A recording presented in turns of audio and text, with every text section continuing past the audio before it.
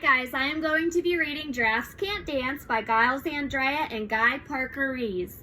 And if you've ever been one of my students, you know that giraffes are my favorite animal, and that's why I chose this book.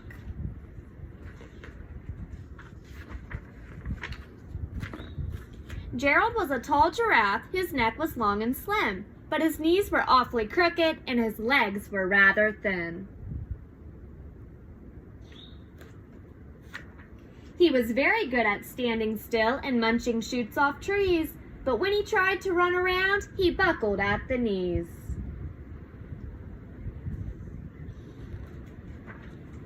Now every year in Africa they hold the jungle dance, where every single animal turns up to skip and prance.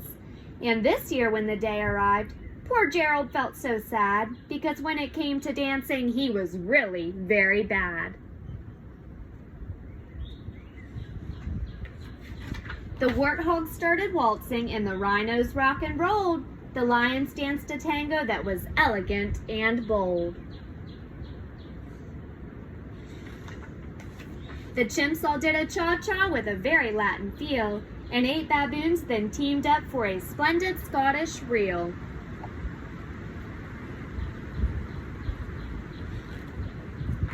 Gerald swallowed bravely as he walked toward the floor, but the lions saw him coming and they all began to roar. "Hey, look at clumsy Gerald," the animals all sneered. "Giraffes can't dance, you silly fool. Oh, Gerald, you're so weird."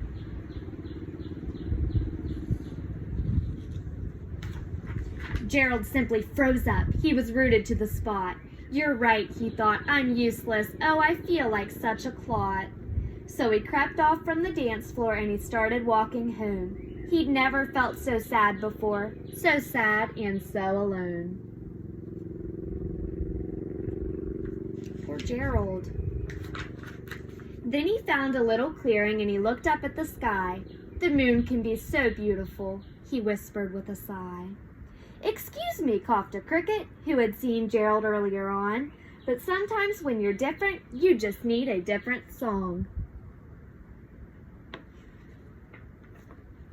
Listen to the swaying grass and listen to the trees. To me, the sweetest music is those branches in the breeze. So imagine that the lovely moon is playing just for you. Everything makes music if you really want it to.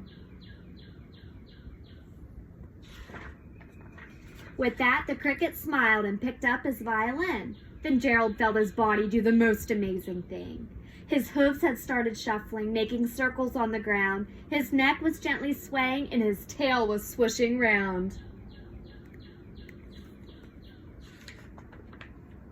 He threw his arms out sideways and he swung them everywhere. Then he did a backward somersault and leapt up in the air. Gerald felt so wonderful, his mouth was open wide. "I am dancing, yes, I'm dancing. I am dancing," Gerald cried. Then one by one, each animal who'd been there at the dance arrived while Gerald boogied on and watched him quite entranced. They shouted, "It's a miracle, we must be in a dream. Gerald's the best dancer that we've ever seen."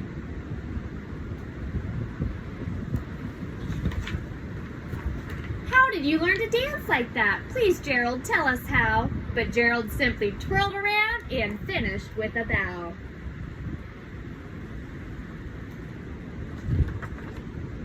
Then he raised his head and looked up at the moon and stars above.